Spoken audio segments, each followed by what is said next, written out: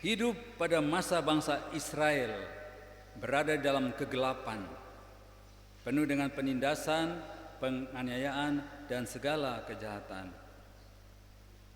Melihat keadaan seperti ini, hati Nabi Habakuk tidak tahan dan ia menjadi pergumulan dalam hidupnya.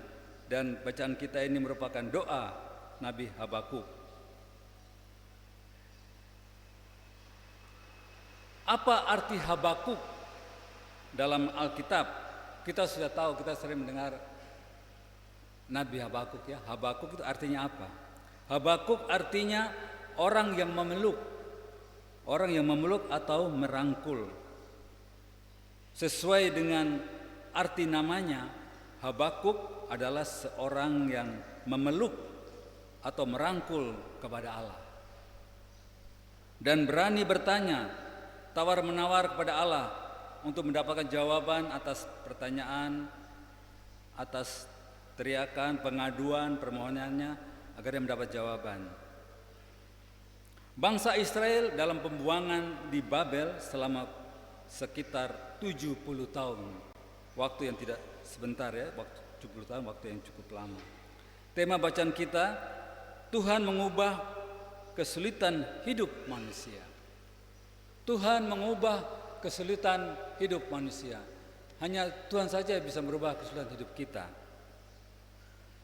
Menjadi pertanyaan bagi kita, mengapa Allah menghukum bangsa Israel dalam pembuangan di Babel? Mengapa Allah menghukum bangsa Israel dalam pembuangan di Babel? Karena bangsa Israel tidak lagi setia kepada Tuhan. Mereka hidup menurut adat istiadat bangsa-bangsa lain yang menyembah berhala. Mereka mendirikan bukit-bukit pengorbanan, mendirikan tugu-tugu berhala, membakar korban bagi dewa-dewa dan menyembah dewa-dewa bangsa lain. Ada 3 bagian dalam Habakuk pasal 3 ayat 1-19. Ada 3 bagian kita lihat sini. Yang pertama, doa permohonan agar Tuhan menggenapi janjinya di ayat 1 dan 2. Tuhan, telah kudengar kabar tentang Engkau dan pekerjaanmu ya Tuhan, kutakuti. Hidupkanlah itu dalam lintasan tahun, nyatakanlah itu dalam lintasan tahun dan murka, ingatlah akan kasih sayang. Inilah doa, permohonan doa Nabi Habakuk pada janji-janji Allah. Allah itu Allah yang situ dikatakan ingatlah akan kasih sayang. Yang kedua, pengakuan akan kedaulatan Tuhan. Ayat 3-15.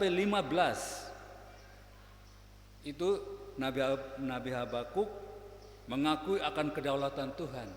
Tuhan kita itu Allah atau Tuhan yang berdaulat. Allah yang Maha Kuasa.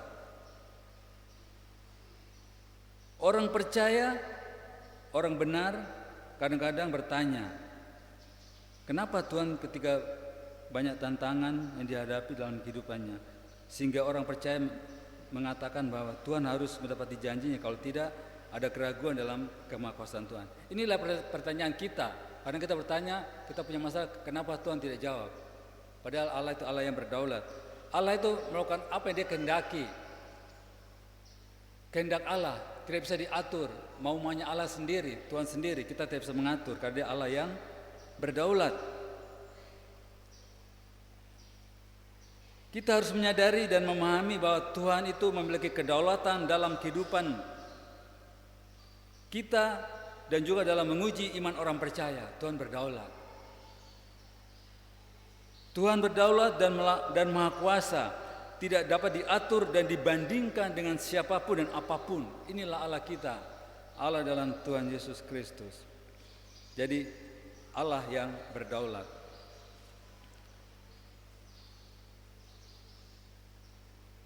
Yang ketiga, keyakinan iman atau sikap iman bahwa Tuhan akan mengubah kesulitan hidup manusia. Ayat 16 sampai ayat ke-19.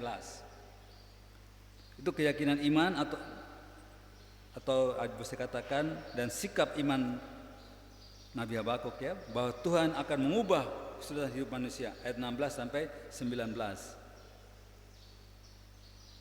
Ketika kita manusia berbuat seakan-akan hebat, berkuasa dengan sombong dengan harta kekayaan, kedudukan dan jabatan, kita tidak lagi bersyukur dan melupakan Tuhan.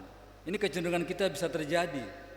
Kalau kita merasa demikian, baru kita harusnya tidak lakukan demikian. Kita harus bersyukur, jangan melupakan Tuhan, karena Tuhan adalah sumber segala berkat dan segala sesuatu. Tuhan akan menghukum dengan caranya. Nabi Habakuk tidak terima, dia tidak mengerti kenapa bangsa Israel yang tidak setia, yang menghukum adalah bangsa kafir, bangsa yang tidak percaya. Keadaan bangsa Babel itu sebenarnya lebih buruk, lebih tidak baik dari bangsa Israel sebenarnya. Kenapa Tuhan pakai bangsa Babel untuk menghukum bangsa Israel? Kenapa Tuhan tidak menghukum langsung? Waktu pembuangan sekitar 70 tahun di Babel itu mereka menderita. Nabi Habakuk menginginkan Tuhan menghukum bangsa Israel dengan cara Tuhan sendiri langsung, tidak melalui bangsa kafir. Tapi tidak demikian. Allah memakai bangsa kafir atau Babel untuk menghukum bangsa Israel, karena Allah berdaulat, tidak bisa diatur oleh siapapun dan oleh apapun. Jadi Allah Maha Kuasa. Kadang-kadang dalam kehidupan kita, dalam pekerjaan, kadang-kadang juga kita diberi pilihan, ya, diperadakan pilihan. Ada yang mengatakan pilih jabatan atau menyangkal imanmu, iman Kristen. Artinya kita tidak mengakui Yesus sebagai Tuhan Yesus Selamat, kita dapat jabatan. Kalau kita mengakui bahwa kita tidak jabatan, itu juga kita diperhadapkan biasanya, kita pilih. Kalau kita memilih yang salah, memilih jabatan, maka kita bisa dihukum oleh orang-orang yang tidak percaya dan kita tidak seiman. Mereka bisa mengatakan, mengapa orang Kristen kok menyangkal imannya, tidak setia kepada Tuhan. Dan semua Tuhan lakukan untuk kebaikan dan pemulihan dari Tuhan jika kita bertobat. Itu Tuhan mau. Tuhan punya cara dengan siapa saja dia bisa pakai untuk membuat kita bertobat, membuat kita mengalami kebaikan dan pemulihan dari Tuhan. Kalau kita kadang-kadang kita tidak setia, Tuhan bisa memakai orang yang tidak percaya untuk orang tidak seiman untuk menghukum, menegur kita. Inilah kita alami dalam kehidupan kita. Untuk itu kita harus mempunyai pengenalan atau iman kita kepada Yesus Kristus dengan benar. Siapakah yang kita imani? Kita imani adalah Allah yang Maha Kuasa di dalam Tuhan Yesus Kristus. Dia tidak dapat dibandingkan oleh apapun dan siapapun. Jemaat yang Tuhan Yesus kasihi, melalui firman Tuhan ini, beberapa hari yang lalu, boleh dikatakan seminggu yang lalu, kalau tidak salah di hari Sabtu, 7 Oktober 2023, kita dikejutkan dengan peristiwa Hamas menyerang Israel dengan roket-roketnya. Kita kaget. Siapa itu Hamas? Kemampuannya, kok di mana Israel? Bangsa Israel merasa bangga dengan Iron Dome. Dia punya sistem pertahanan di udara, tidak bisa ditembus oleh apapun, melindungi rakyatnya selama ini. Mereka bangga. Kalau dalam keadaan bangga biasanya ada kesombongan. Biasanya kalau orang bangga bisa, kalau dia tidak dekat Tuhan, dia harus mengatakan dia bisa begini karena anugerah Tuhan. Mungkin dia mengatakan di dunia tidak ada negara seperti dia yang tidak bisa tembus oleh pertahanan yang tadi, perisai besi atau apa yang dikatakan tadi, Iron Dome, sistem pertahanan udara. Tetapi apa kenyataannya? Tanggal 7 Oktober, hari Sabtu pas hari Sabat, Israel digempur habis-habisan oleh roket dari Hamas Palestina. Iron Dome itu berupa baterai, itu ada sekitar 10 untuk meluncurkan roket. Harganya itu sekitar 100 juta dolar Amerika Serikat. Itu kalau dirupiahkan setara dengan 1,4 triliun. Itu baru satu baterai. Mereka punya 10. ditempatkan di negara Israel untuk melindungi rakyatnya dari serangan dari udara. Selama ini tidak pernah tembus. Ada yang tembak-tembak langsung karena mereka kuat dan hancurlah roket-roket itu, rudal. Tapi kemarin apa yang terjadi?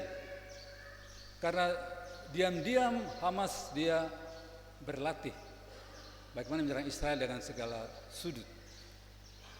Mereka lihat pas kelengan Israel, rudalnya itu di dalam 20 menit dia tembakkan 5.000 roket.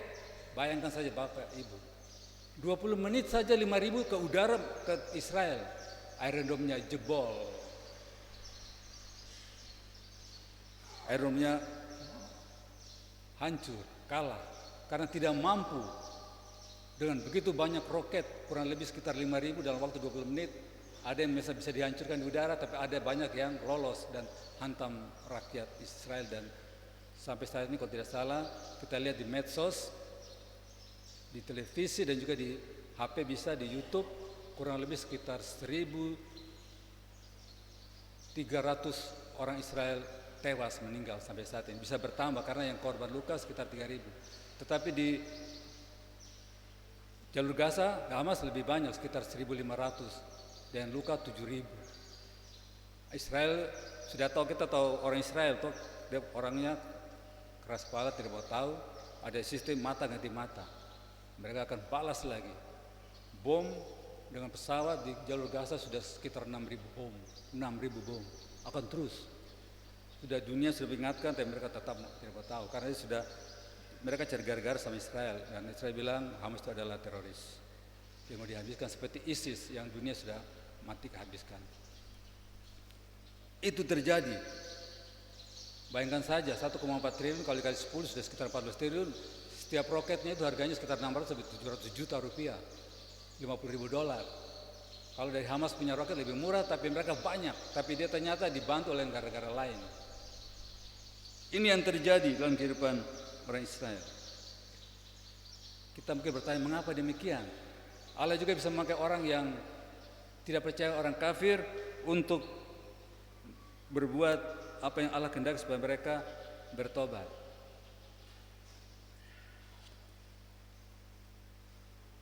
Melalui peristiwa ini, dunia ini, kita harus memiliki keyakinan, iman, sikap iman sesuai dengan tema Tuhan mengubah kesulitan hidup manusia. Nabi Habakuk mempunyai sikap iman dan iman yang luar biasa di ayat 16, 17 sampai ayat 19. Walaupun keadaannya buruk, situasi kondisi bertambah buruk, ada istilah sudah jatuh ke tiba tangga, tapi sikap iman dan juga keyakinan iman dari Nabi Habakuk, dia tetap percaya. Dia tetap percaya akan Tuhan akan menolong dan menyertai dan menguatkan. Kita juga, jangan kita mengandalkan diri kita. Apapun keadaan kita harus mengatakan bahwa segala sesuatu yang kita alami, yang kita ada, kita miliki, itu adalah berkat Tuhan, anugerah pemberian Tuhan. Kita ini tidak ada apa-apanya. Bukti saja waktu kita lahir ke dunia kan tidak bawa apa-apa. Kembali juga tidak bawa apa-apa. Lahir ke dunia telanjang, kembali juga harusnya telanjang kan, tidak bawa apa-apa, tidak bisa. Cuma supaya itu kita pakai baju. Ada yang pakai jas dan semua segalanya, pakai baju yang baru.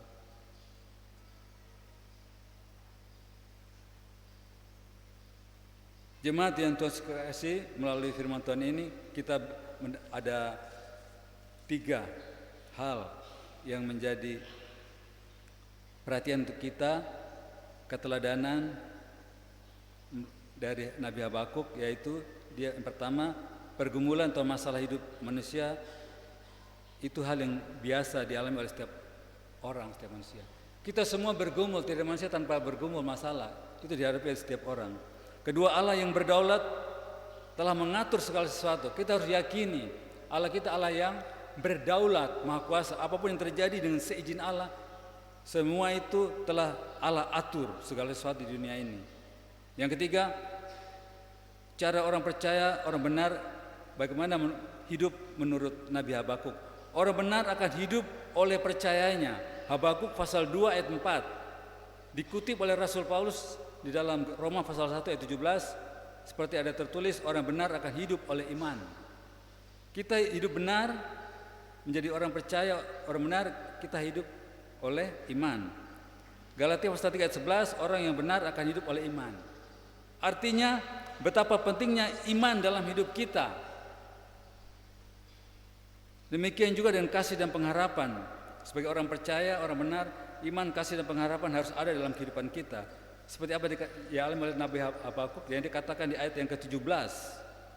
Sekalipun pohon ara tidak berbunga, pohon anggur tidak berbuah, hasil pohon zaitun mengecewakan, sekalipun ladang-ladang tidak menghasilkan bahan makanan, kambing domba terhalau dari kurungan, dan tidak ada lembu sapi dalam kandang.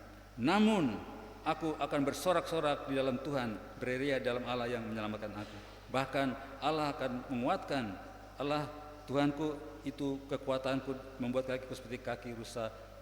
Ia membiarkan aku terjejak di bukit-bukit. Ini adalah pernyataan iman, sikap iman dari Habakuk. Mengapa Habakuk bisa melakukan demikian? Karena ia percaya Allah yang sudah menyelamatkan. Kita yang percaya Yesus sebagai Tuhan dan Juru Selamat, kita sudah selamatkan, kita harus mempunyai iman demikian. Agar kita seperti Nabi Habakuk menyatakan imannya, walaupun keadaan, situasi yang buruk, suatu situasi yang tidak baik, kita tetap percaya pada Tuhan. Menjadi perenungan kita sebagai orang percaya, orang benar, orang yang takut akan Tuhan. Bagaimana dengan keyakinan dan keyakinan iman dan sikap iman kita dengan rasa syukur kita saat ini. Amin.